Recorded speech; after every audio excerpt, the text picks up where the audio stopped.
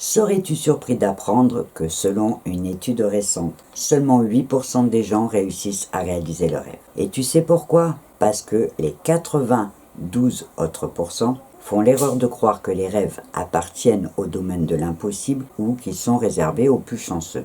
Et donc, ils n'essayent même pas.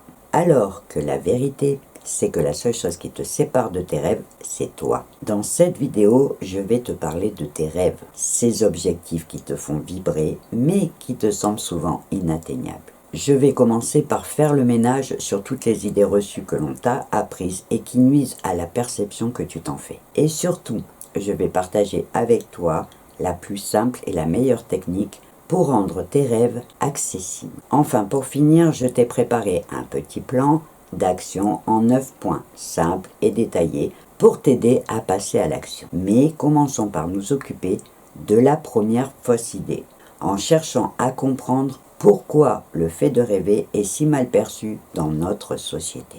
Parce qu'il faut bien dire que qualifier quelqu'un de rêveur, c'est en général pour souligner son détachement à la réalité. Comme si rêver, c'était une perte de temps ou un signe d'immaturité. C'est un terme souvent utilisé de manière péjorative, qui sous-entend que la personne n'est pas sérieuse, qu'elle a la tête dans les nuages et qu'elle est incapable de faire face aux responsabilités de la vie quotidienne. Cette perception négative vient tout simplement de l'idée que rêver équivaut à fuir la réalité, à se complaire dans les illusions au lieu de faire des actions concrètes. Alors, si jamais c'est la perception que tu t'en fais, laisse-moi tout de suite te dire que c'est faux. Cette vision est injuste et réductrice. C'est d'ailleurs même tout le contraire, et je vais te le prouver. Parce que rêver, c'est avant tout avoir une vision, une ambition et une envie de créer quelque chose de nouveau et de différent. Tous les grands innovateurs, les artistes et les leaders sont de grands rêveurs, parce qu'ils osent inventer de nouvelles possibilités hors du commun et transformer leurs rêves en réalité grâce à leur détermination et à leurs compétences. S'autoriser à rêver, c'est le premier pas vers la réalisation de soi et l'accomplissement de grandes choses. Pour aller au fond des choses, il me semble que la première question à se poser, c'est de se demander pourquoi autant de gens en ont une perception si négative. En y réfléchissant, on peut bien évidemment trouver plusieurs explications. La première et la plus évidente vient probablement du fait que nous sommes conditionnés à croire qu'un rêve doit obligatoirement être immense, inaccessible, voire réservé aux plus chanceux. Du coup, ça complique la perception que l'on s'en fait et on finit par avoir peur de passer à l'action en se pensant incapable de réussir. Alors que c'est faux. Un rêve n'a pas besoin d'être énorme pour être significatif pour toi. Et c'est d'ailleurs souvent ces petits rêves et ces petites victoires au quotidien qui font toute la différence. Et pour te le prouver, je vais te raconter une petite expérience personnelle. Il y a quelques années, je m'étais mis au mix média. Je m'étais à l'époque amusé à faire un petit carnet, l'abécédaire de mes rêves. J'ai fait ce carnet il y a 15 ans. Puis un jour, en faisant du rangement, je suis retombé dessus. Et donc, je me suis remise à le feuilleter, plutôt amusé. Sauf qu'au fil des pages, j'ai eu la surprise de réaliser qu'en 15 ans, sur ces 19 petits rêves, j'en avais accompli 10. J'en avais 5 en cours d'accomplissement et plus que 4 à réaliser, dont un qui va me demander beaucoup de patience pour avoir la réponse. En voyant l'image, tu comprendras. Et je peux te dire que sur le moment, ça m'a fait plaisir de prendre conscience que j'en avais réalisé quelques-uns. Parce que j'ai envie de te dire qu'au fond, c'est pas la taille qui compte, mais la signification que ça a pour toi et le plaisir de voir que tu as réussi à atteindre ton objectif. Et au final, cette idée de noter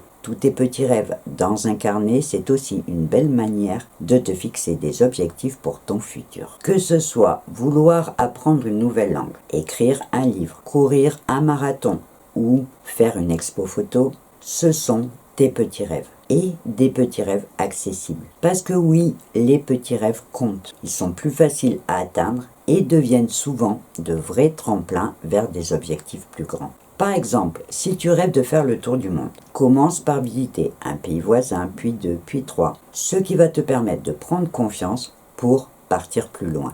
Parce que la deuxième idée reçue, c'est de croire que réaliser ses rêves est une question de chance. Alors qu'en réalité, c'est surtout une question de préparation et de compétence. Quand tu te fixes un nouvel objectif, tu dois juste te demander si tu as les compétences pour le réussir ou si tu dois apprendre quelque chose de nouveau. Par exemple, si ton rêve c'est de devenir écrivain, commence par lire beaucoup et par écrire régulièrement. Inscris-toi à des ateliers, fais-toi corriger par des professionnels. Tout ce que tu vas faire pour te former va te permettre d'augmenter tes chances de réussir en te permettant d'acquérir de nouvelles compétences. Dans la majorité des cas, quand on ne passe pas à l'action, c'est tout simplement parce qu'on se laisse limiter par nos peurs. Et tout le monde sait qu'en restant immobile, il ne se passera rien. Quant aux peurs, j'en ai déjà parlé dans plusieurs de mes vidéos que je t'invite à regarder si tu ne l'as pas encore fait, parce que la meilleure façon de les surmonter, c'est toujours d'apprendre à les gérer. Maintenant, pour finir de te convaincre, et comme je te l'ai promis au début de cette vidéo, je vais partager avec toi la plus simple et la meilleure technique pour faire switcher ta perception du rêve du négatif au positif en moins de 2 minutes. En te disant tout simplement qu'il te suffit de voir ton rêve, petit ou grand, comme un projet. Parce que la seule différence entre le rêve et le projet, c'est une question de planification et d'exécution. Le rêve, c'est une idée inspirante qui te fait vibrer, souvent floue, mais émotionnellement forte, qui représente ce que tu as envie d'accomplir. Le projet, lui, c'est tout simplement ton rêve structuré et planifié, avec des étapes concrètes et des objectifs à atteindre. Et donc, tu comprendras que réaliser un rêve n'a rien à voir avec une question de chance. C'est avant tout une question de stratégie d'action, de technique et de compétences. Pour finir, je t'ai préparé un petit plan d'action en 9 étapes pour t'expliquer comment t'y prendre concrètement. Ce n'est évidemment qu'une base pour t'encourager à faire tes premiers pas. Et bien sûr, tu devras l'adapter à ton projet. Donc, je te dirais que la première étape, c'est de prendre le temps de bien définir ton projet. Il faut que tu prennes le temps d'y réfléchir pour penser à tous les détails. Dis-toi que plus tu es précis, et plus ça sera facile à élaborer ton plan d'action. La deuxième étape, ça va être de prendre le temps de lister les besoins, les ressources et les compétences qu'il va te falloir pour réussir ton projet. La troisième étape, ça va être d'établir ton plan d'action, qui va consister à fixer des objectifs. Si ton projet est trop gros, tu pourras évidemment le découper en plusieurs petites étapes pour avoir des objectifs intermédiaires. L'important, c'est de bien identifier les différentes étapes qu'il va te falloir suivre pour arriver à atteindre tes objectifs. Et tu pourras même te créer un petit calendrier avec différentes échéances pour te permettre de suivre ton projet et de te voir progresser. La quatrième étape, si tu en as besoin, ça va être d'acquérir les compétences qu'il te manquent. Pour ça, il te suffira de voir, soit de passer par des ateliers, soit par des formations, ça va dépendre évidemment de ton projet. L'important, c'est de ne pas oublier que s'il te manque des compétences, tu ne pourras évidemment pas arriver à atteindre tes objectifs. La cinquième étape, ça va être de passer à l'action, en avançant petit pas par petit pas, pour t'encourager à continuer et gagner en confiance. La sixième étape, ça va être d'identifier les obstacles que tu rencontres, pour pouvoir trouver les bonnes solutions pour les surmonter. En acceptant des départs, que tu passeras sûrement par des essais ratés et que tu devras peut-être transformer certains obstacles en défis. La septième étape, ça va dépendre évidemment de la taille de ton projet, ça va être de créer un groupe de soutien. J'en ai déjà parlé dans plusieurs vidéos, mais c'est une étape très importante. Quand on est sur un gros projet, il te suffit pour ça de rejoindre un groupe ou une communauté qui partage les mêmes objectifs que toi, ce qui va te permettre de parler de tes difficultés, de tes peurs et même de tes progrès.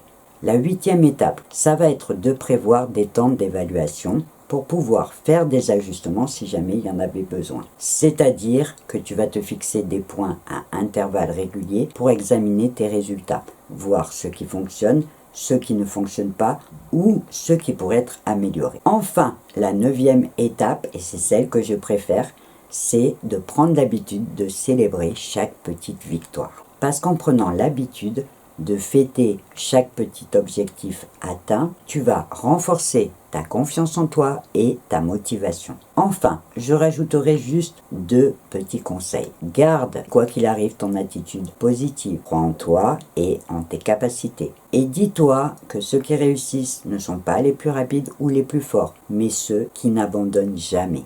Je vais m'arrêter là pour cette vidéo, en espérant qu'elle va te donner une envie irrésistible de courir chercher un papier et un stylo pour commencer à écrire le premier rêve que tu auras envie de réaliser. Dis-toi que tes rêves ne sont plus hors de portée. Ils vont te demander du travail et de la détermination, mais tu peux le faire.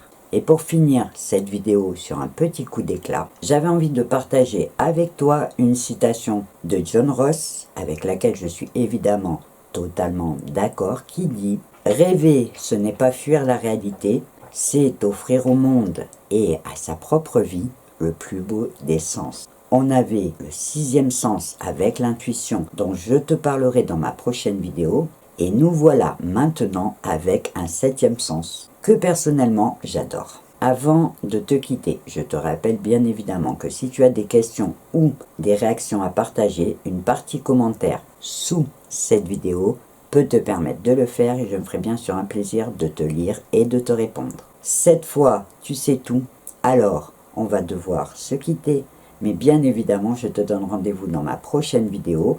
Et en attendant, je te souhaite une belle journée ou une belle soirée et je te dis au revoir et à bientôt.